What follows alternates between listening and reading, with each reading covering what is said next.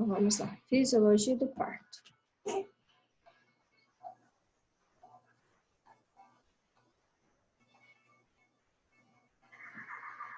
Qualquer dúvida, vocês podem me parar, tá? Qualquer momento. A Milena falou que vai atrasar um pouco. Milena? É. Então tá. Vamos começar então devagarinho. Vamos lá. Então, fisiologia do parto, né? A gente vai ver toda essa parte de neuroquímica que envolve o parto, o que é realmente o parto, tá? Ele é dividido por etapas, tá? E a gente vai ver ao final dessa aula, a gente vai estar sabendo o que é a função do fisioterapeuta, tá?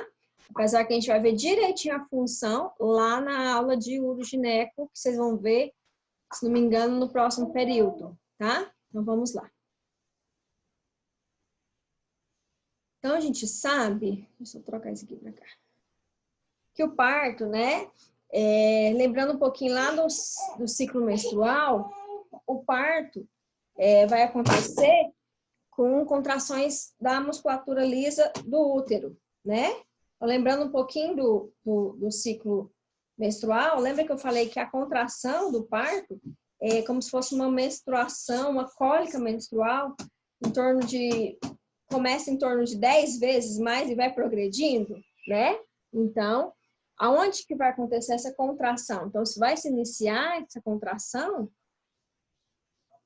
lá no miométrio, tá? Nessa parte da musculatura lisa do útero, tá? Por quê? O que é o objetivo dessas contrações intensas que vão se frequenciando, que vão aumentando a sua frequência e sua quantidade, né?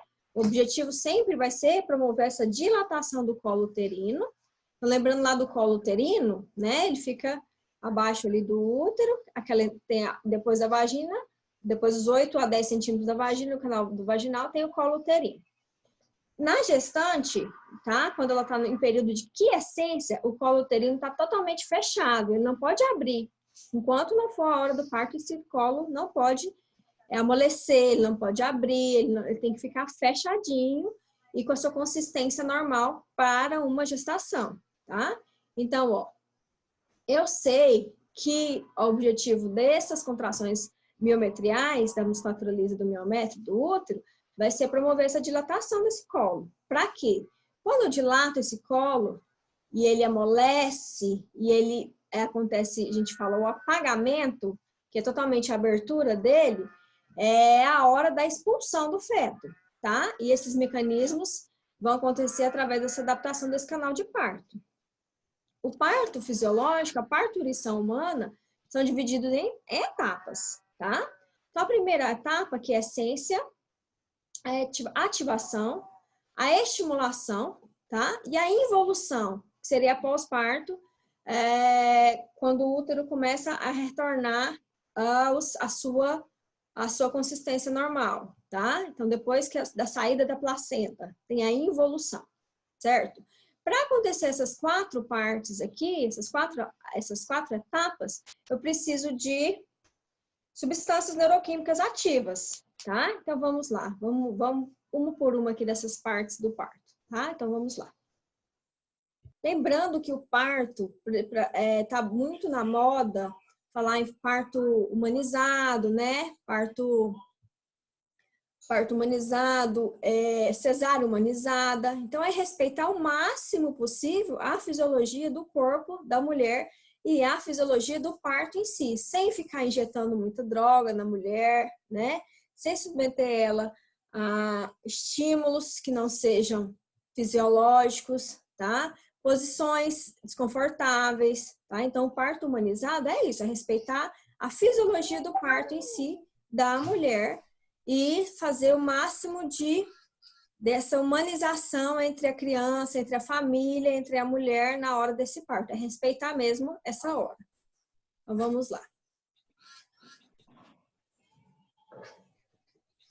Então, o que seria a quiescência? Quiescência é a hora que o útero está em repouso, tá? Então, a gente observa que essa quiescência, esse útero em repouso, ele corresponde a 95% do tempo da gestação, tá? Então, teve a fecundação, todos os processos embriológicos já está em quiescência. O útero está lá quietinho, esperando essas fases, esperando essa fase, esses agentes moduladores entrarem em ação para garantir a decorrência, a ocorrência desse período gestacional de maneira mais neutra, mais sossegada possível, tá? Então, essa minha quiescência é aonde o bebê está em crescimento. Então, a gente precisa de alguns moduladores desse período, que vão ser o quê? Impedir realmente que haja contração. Não pode ter contração uterina aqui. Acontece antes da 30ª semana, lá para a 20ª semana, pode acontecer umas contrações que se chamam contrações de Baxter-Whitney. Esses Baxter-Whitney é só um treino de contração, tá? O que não pode acontecer? A mulher sentiu, às vezes ela está muito ativa, né? Andando muito, tá com mais de 20 semanas. Andou muito, se esforçou, tá? Essas contrações, essas pré-contrações, vão fazer com que seja um treino para as contrações efetivas mesmo. Mas o bebê não pode nascer com 20 semanas. Seria um parto muito prematuro. Então, o que acontece? A mulher tem que ficar em repouso, tá? E permitir que essas contrações passem, esses treinos de contrações, ok? As contrações efetivas mesmo tem que ocorrer a partir próximo das 40 semanas, tá? Então, esse período de quiescência que o útero tá quietinho, tá em repouso, tá mesmo gestando esse feto, eu preciso de alguns moduladores ativos, que vão ser a progesterona, tá? A prostaxiclina, a relaxina. Lembra da relaxina? Que eu vou ter bastante flexibilidade nas minhas articulações, né? Então, essa substância vai estar ativa aqui na minha quiescência. O peptídeo intestinal vasoativo, peptídeos relacionados aos hormônios da paratireoide, óxido nítrico e adrenomedulina, tá? Todos esses agentes aqui vão impedir que o útero se contraia, tá? Vai permanecer esse útero mesmo em repouso e permitir com que essa gestação, ela se evolua, tá? Evolução da gestação. Então, preciso desses agentes moduladores ativos no corpo da mulher, tá? Todos eles são dosados, né? Lembrando que esse hormônio da paratireoide, ele é importante. Então, a mulher faz uma dosagem de tireoide, paratireoide no pré-natal, para saber como é que tá? Caso tenha ausência, ela pode entrar em processo hemorrágico, tá? Então, todos esses agentes aqui, eles têm que ser modulados, eles têm que ser acompanhados no pré-natal. Então, a quiescência vai responder a 95% do tempo da gestação, tá? E é o período que o útero está em repouso mesmo, só gestando. Após esse período, a gente vai ter a ativação, tá? Então, aqui, vamos olhar essa fotinha aqui, só para a gente ter uma ideia. Ó, essa ativação vai ser entre as últimas 6 a 8 semanas, tá? Vai ocorrer devido à resposta do aumento dos uterotônicos. Então, por exemplo, principalmente o estrógeno vai aumentar nessa fase. Então, a gente vai observar que o colo uterino, ele ainda está fechado, mas ele vai começar a ficar, vai reduzir a sua consistência, ele vai ficar mais amolecido, tá? Então, quando eu tô lá próximo das minhas 6 a 8 semanas últimas gestacionais, próximo da 40 semanas, eu vou ter um aumento das respostas desses agentes uterotônicos, tá? Principalmente o estrógeno, que vai aumentar nessa fase, tá? Aumenta também a expressão da proteína associada à contração, então são proteínas próprias que vão ativar essa contração, tá? E receptores para prostaglandina e ocitocina, tá?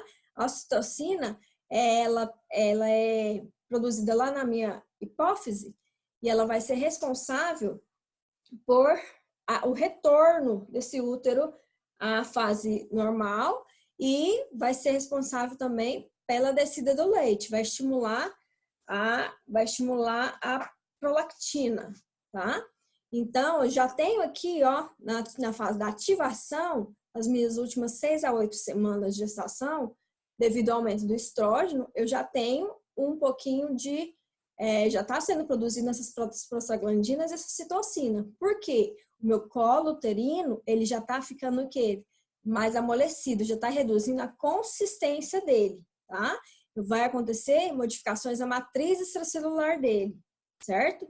Então, o colo que antes era fechadinho, modeladinho, ele começa a reduzir essa consistência, fica mais amolecido. Então, às vezes, o médico, nas últimas semanas, já tem que começar a fazer o toque, né? Quando ele toca o colo do útero, ele sabe se está próximo, está chegando a hora do parto, tá? Porque a consistência do útero, ela vai me falar isso, né? Ela vai me fornecer essa informação.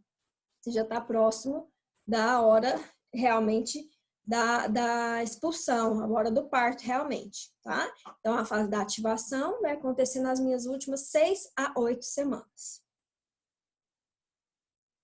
E eu tenho a fase da estimulação, tá? Então, a fase da estimulação vai ser dividida também em 3 períodos, tá? Que é a fase das contrações efetivas para o parto mesmo. Então, eu vou ter, na fase da estimulação, a dilatação, a expulsão e a dectação. O que seria isso? Dilatar 10 centímetros totais, expulsar o feto e descida da placenta, tá? Essa dectação é a descida dos anexos placentários e a placenta, certo? Então, vamos lá. Na fase de estimulação, o que eu tenho mais importante é o fenômeno são as contrações uterinas efetivas, tá? Lembrando que para a descida da placenta, meu útero continua contraindo, tá? Eu preciso ter uma contração efetiva para expulsar a placenta, certo? Se a placenta demorar muito a descer, tem que fazer um processo de curetagem, porque senão ela infecciona lá dentro, tá? Então, essa fase de contração uterina, essa fase de estimulação, só termina com a descida da placenta, que seria a dectação, tá? Então, quando a gente olha um trabalho adequado de um trabalho de parto, se esse trabalho está acontecendo de forma efetiva, o que a gente observa, né? Então, essas contrações, elas vão apresentar uma frequência regular, tá? Que vai ser concomitante à dilatação cervical. Então, por exemplo, a frequência regular das contrações tem que ser ativas, elas têm que estar frequentes, elas têm que estar ativas, e enquanto estão tendo contrações, o meu útero, o meu colo do útero, quando a gente fala de dilatação cervical, é do meu colo, né? Meu colo uterino, eu vou ter que ter uma dilatação progressiva, tá? Então, aqui, simulando como se fosse o toque vaginal, tá? Quem faz geralmente é o enfermeiro obstétrico e o médico, tá? Obstetra. Então, a gente vai observar que quando a mulher dilatou 1 centímetro, aproximadamente equivale à introdução do dedo indicador, tá? Quando tem 2 dedos, porque não tem como medir com a régua, entendeu? Então, a gente introduz o dedo e os 2 dedos vão representar 2 centímetros, 4 dedos, 4 centímetros, tá? Até a gente conseguir 10 centímetros, tá? O parto efetivo, a dilatação cervical tem que ser de 10 centímetros. Tá? Então, a gente consegue acontecer esse parto com a fase da estimulação e começa a acontecer com a dilatação. Tem um período que a gente observa que durante o trabalho de parto, por exemplo, durante o trabalho de parto, a ocitocina ela é mediada por seu receptor e vai promover essas contrações uterinas potentes, né? Além da liberação de prostaglandina. Lembra da prostaglandina que está presente na inflamação? Por isso que dói tanto, né? Então, elas estão presentes nesse processo de contração, né? As prostaglandinas e a ocitocina. A produção da ocitocina vai acontecer de modo pulsátil pela hipófise posterior e de maneira contínua pelos tecidos placentários. Então, a ocitocina está sendo produzida na hora do parto até depois do parto. Ela está ativa ali, tem que estar ativa durante esse processo de estimulação desse parto, dessa dilatação também. Então, por exemplo, como que eu sei que esse trabalho de parto está sendo efetivo, né? A gente olha aqui, ó. Na involução desse útero, por exemplo, a contração uterina contínua, ela vai surgir com o fim desse primeiro período. Então, por exemplo, depois de uma hora que a mulher entrou em contração efetiva e teve esse parto, peraí, volta só um pouquinho. Plip, plip. Ó, então, por exemplo, a estimulação vai acontecer a dilatação, a expulsão é muito rápida, é a hora que o feto passa no canal vaginal, tá? E o fenômeno mais importante acontece com a dectação, que é o término da contração uterina, né? Tem um processo aqui que eu acho que eu pulei ele, deixa eu só ver se tá aqui na frente. Isso, tá aqui, ó. Então, deixa eu só voltar lá na involução. A involução é depois que o feto saiu, tá? Então, aconteceu a saída do feto e o meu útero vai ter que involuir, tá? E essa involução ocorre mediada pela ocitocina, tá? Então, essa contração uterina, ela é contínua, surge no fim desse período, depois de uma hora que meu feto já saiu, tá? E o maior tônus uterino acontece essa hemostasia de parto e auxilia nesse retorno do útero ao estado pré-gravídico. Aqui acabou o parto. Para manter a completa evolução dessa fase de estimulação, então, por exemplo, eu começo aqui com a minha primeira fase, que é a dilatação, tá? Então, ó, primeira fase ou dilatação. O que vai acontecer nessa primeira fase ou dilatação para acontecer a estimulação? Então, por exemplo, essa fase de dilatação vai começar com contrações dolorosas, tá? Cuja principal função é a modificação, é o amolecimento do meu colo uterino, tá? Então, primeiro eu dilato, amolece esse colo, dilata, tá? A gente observa que esse período vai começar com as primeiras modificações cervicais e só vai terminar com a dilatação completa, que seria os 10 centímetros, tá? O meu feto só vai passar se acontecer os 10 centímetros de dilatação. Quando a gente acontece total dilatação de 10 centímetros, a gente fala que aconteceu o quê? O apagamento do canal cervical, que é o apagamento do colo do útero, tá? E esse processo, ele é ativo e ele é decorrente de alterações bioquímicas que vão levar à fragmentação dessa disposição de fibras de colágeno, tá? E alteração na concentração das glicoaminoglicanas, tá? Glicosaminoglicanas. Porque elas são um princípio ativo decorrente de alterações também da inflamação, tá? Essas alterações bioquímicas estão ativas ali, quebrando, reposicionando as fibras de colágeno e fazendo esse apagamento total desse colo cervical. A gente fala que é um prospecto, por exemplo, de uma mulher que nunca teve um parto e de mulheres que já teve mais partos, que os partos das multíparas são mais rápidos. Então, a gente vê assim, ó. A gente vê aqui, ó. O que acontece aqui, ó? Então, a gente observa que quando o colo do útero antes do parto, então aqui não aconteceu ainda a estimulação, tá? Não tem a primeira fase ainda. Aqui já começa um apagamento inicial. O colo do útero começa a ficar mais flexível, tá? Aqui tem um apagamento total, então, ó, não tem mais colo do útero, ele rebaixou e aqui ele abriu totalmente. Tem a dilatação total. Aqui acontece o parto, tá?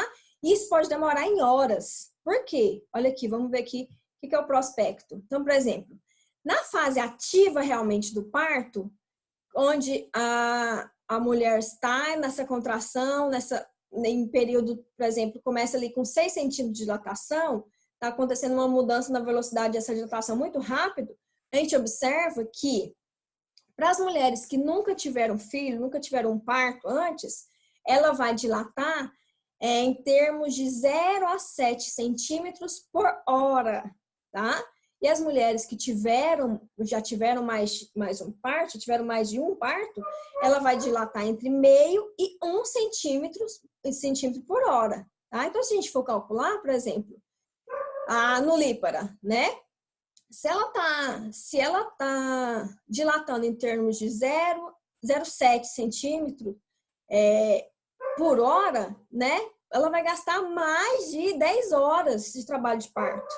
Já a multípara, por exemplo, se ela dá a sorte de começar a dilatar, né? Que a gente observa que dilatou em 1 centímetro a cada hora, a partir da contração efetiva, a partir do apagamento do colo do útero, ela pode vir a ter esse parto em aproximadamente 10 horas.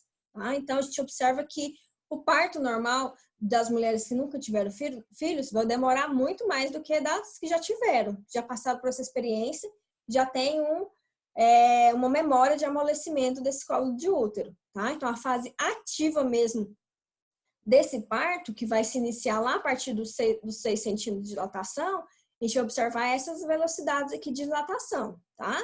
E a fase da expulsão, a mulher tem que chegar a 10 centímetros.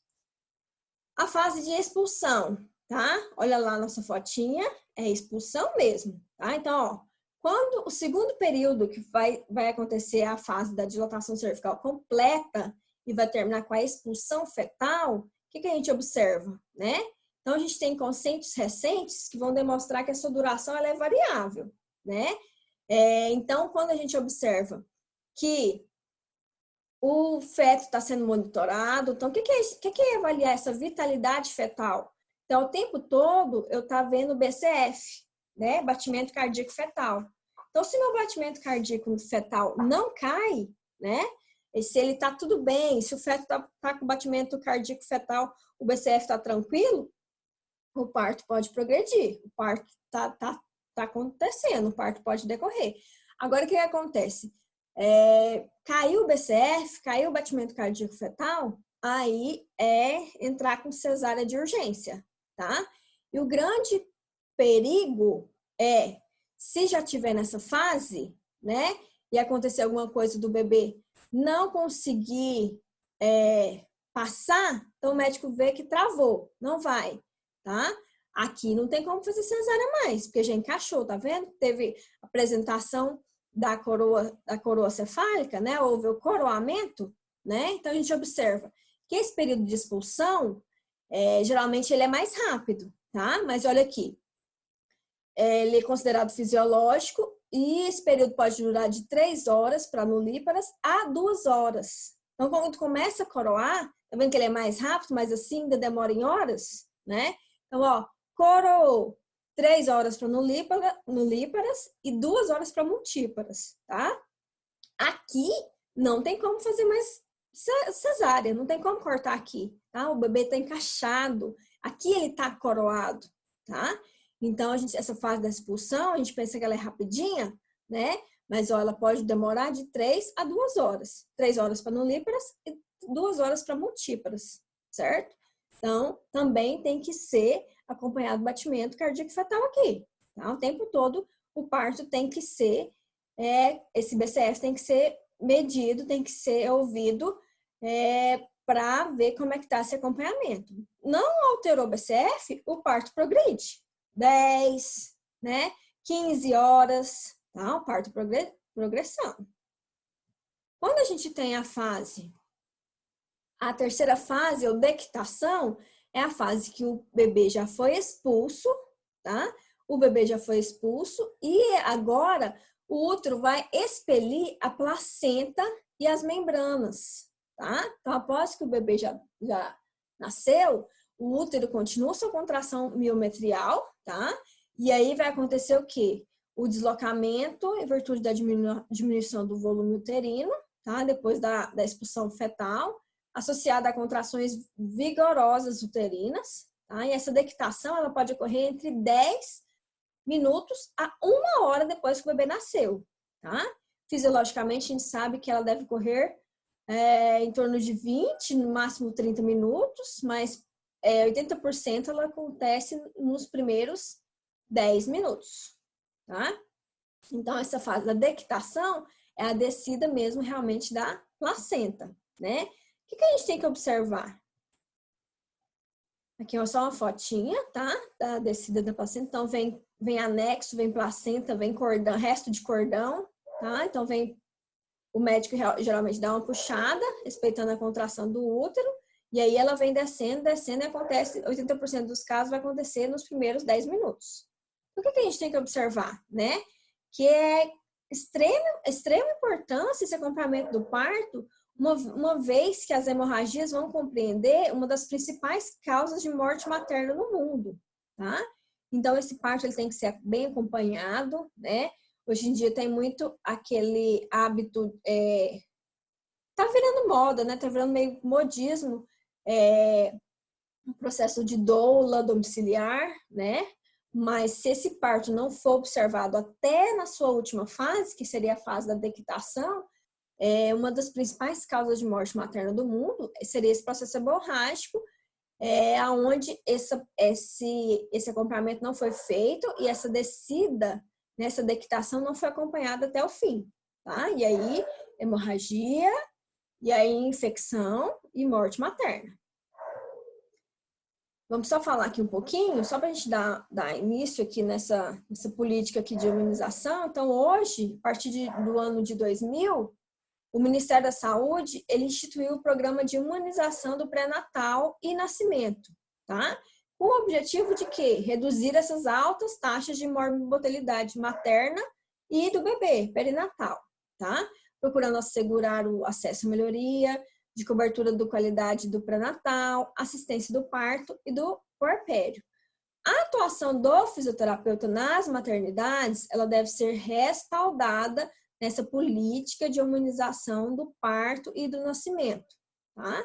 Então, o fisioterapeuta tá tendo um trâmite, um processo legal para incluir como profissional. Hoje em dia a gente presta serviço, né?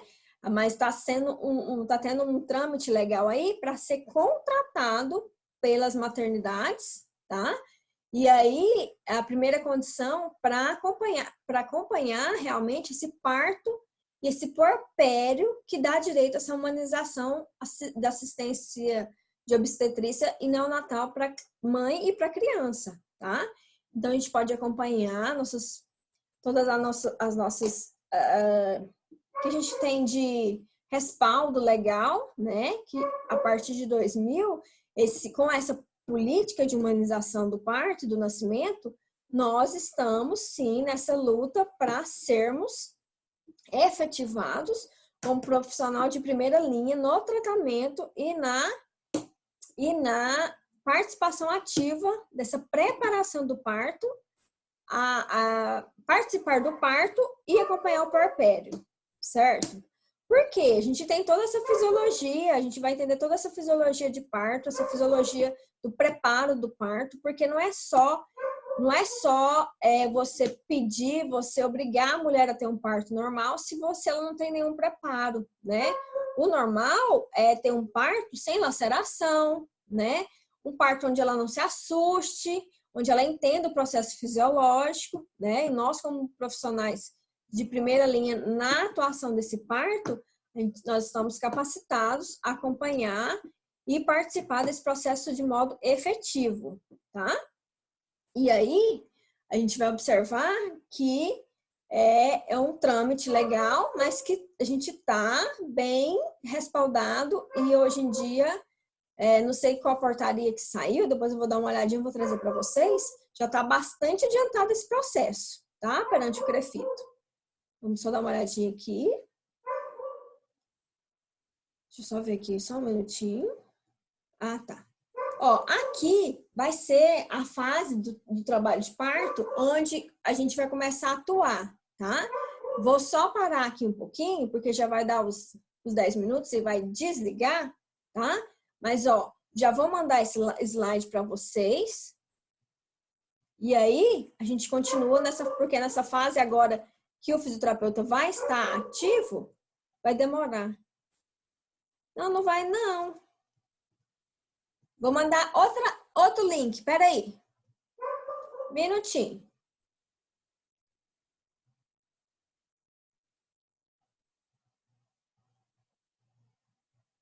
Vou mandar outro link.